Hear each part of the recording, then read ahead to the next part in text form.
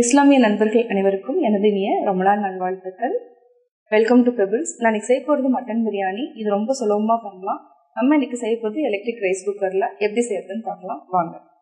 தேவையான பொருட்கள்: பாசுமதி அரிசி 400 கிராம், 400 கிராம் மட்டன், பெரிய வெங்காயம் நீல வாக்கில் கட் பண்ணியிருக்கேன் 2 வெங்காயம், 2 டேபிள் ஸ்பூன் மிளகாத்தூள், 1/4 டீஸ்பூன் மஞ்சள் தூள், 1 தக்காளி, 3 பச்சை மிளகாய், 5 டேபிள் ஸ்பூன் இஞ்சி பூண்டு விழுது, 1 கப் கர்ட், பிரியாணி மசாலா தேவையான அளவு எடுத்துக்கலாம், 1 கைப்பிடி புதினா, 1 கைப்பிடி கொத்தமல்லி.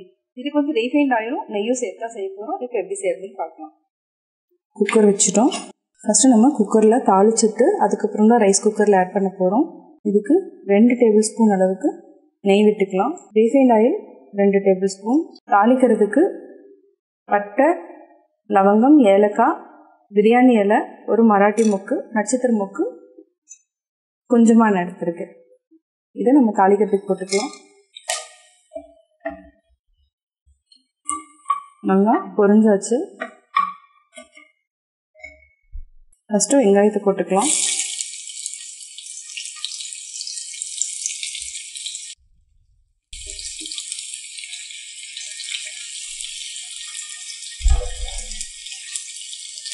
வெங்காயத்தை நல்லா பொன்னிறமாக வதக்கணும். அப்போ தான் வந்து பிரியாணி வந்து டேஸ்ட்டாக இருக்கும்.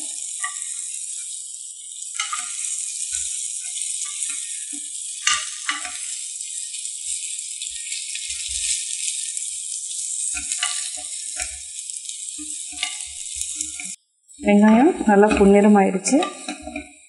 இப்போ நம்ம இஞ்சி பூண்டு விழுது சேர்த்திக்கலாம்.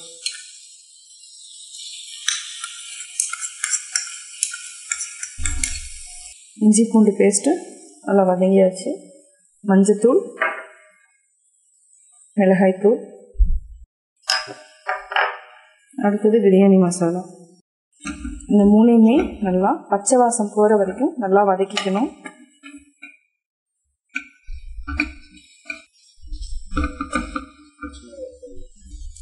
இப்போ பச்சை மிளகாயை ஆட் பண்ணிக்கலாம். உங்களுக்கு காரம் ஜாஸ்தி வேணும்னா இன்னும் 2 பச்சை மிளகாய் ஆட் பண்ணிக்கலாம். இந்த மிளகாத்தூள் ஆட் பண்ணுறதுனால நான் பச்சை மிளகாயை 2 கம்மி பண்ணியிருக்கேன். இப்போ நம்ம தக்காளியை ஆட் பண்ணிக்கலாம். புதினா, கொத்தமல்லி இது ரெண்டுமே நான் ஆட் பண்ணியாச்சு. இது நல்லா வதங்கினதுக்கப்புறம் நம்ம தயிர் ஆட் பண்ணிக்கலாம். உப்பு தேவையான அளவு ஆட் பண்ணிக்கலாம். இதை வந்து ஒரு 2 நிமிஷம் வரைக்கும் சிம்மில் வச்சுட்டு நல்லா வதக்கிக்கலாம். தக்காளி நல்லா வதங்கிடுச்சு. இப்போ நம்ம இந்த தயிரை ஆட் பண்ணிக்கலாம். நல்லா மிக்ஸ் பண்ணி விடுங்க.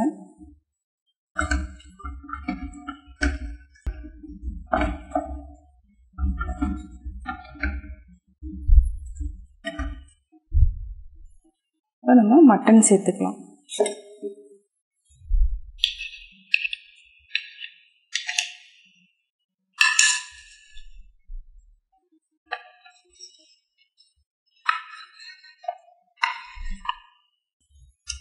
இதுக்கு தேவையான அளவு உப்பு ஆட் பண்ணிக்கலாம். 1/2 டீஸ்பூன் அளவுக்கு உப்பு ஆட் பண்ணியிருக்கேன்.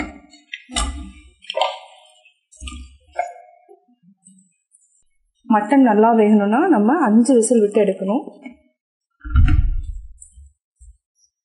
தண்ணி ஆட் பண்ணிட்டு 5 விசில் விட்டு எடுத்துக்கலாம். கரெக்டாக நான் 1 டம்ளர் அளவுக்கு தண்ணி ஆட் பண்ணுறேன். இது நல்லா மிக்ஸ் பண்ணி விட்டுட்டு விட்டாச்சு. இப்போ ரெடியாக இருக்கும். நல்லா எண்ணெய் நல்லா மேலே வந்துருக்கும். இதை வந்து நம்ம எலக்ட்ரிக் ரைஸ் குக்கரில் மாற்றிக்கலாம். இந்த டம்ளரில் நான் 3 டம்ளர் அளவுக்கு அரிசி எடுத்திருக்கேன். அதாவது வலிய எடுத்திருக்கேன். இதில் நம்ம 6 ஊற்றணும். 6 ஊற்றாமல் 4 டம்ளர் ஊற்றினாலே போதும். 1 3 4 டம்ளர். இதை வந்து நல்லா கொதிக்க வச்சதுக்கப்புறம் அதுக்கப்புறம் அரிசி போட்டுக்கலாம். தண்ணி கொதிக்க ஆரம்பிச்சிருச்சு. இப்போ நம்ம அரிசி போட்டுக்கலாம். ஆல்ரெடி ஊற வச்சுருக்கோம்.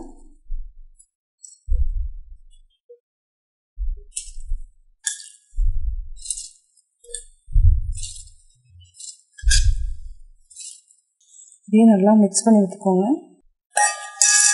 இப்போ நம்ம மூடி வச்சுக்கலாம். இது நல்லா வெந்ததுக்கப்புறம் குக்கிங் மோடில் இப்போ இருக்குது. அதுக்கப்புறம் வந்து கீப் ஃபார்ம் மோடுக்கு மாறினதுக்கப்புறம் நம்ம ஆஃப் பண்ணிக்கலாம். குக்கிங்லேருந்து கீப் ஃபார்ம் மாறியாச்சு. இப்போ செக் பண்ணி பார்க்கலாம். பிரியாணி ரெடி ஆயிடுச்சு.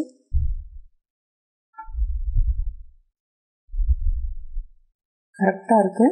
நம்ம வேறு கண்டெய்னரில் மாற்றிக்கலாம்.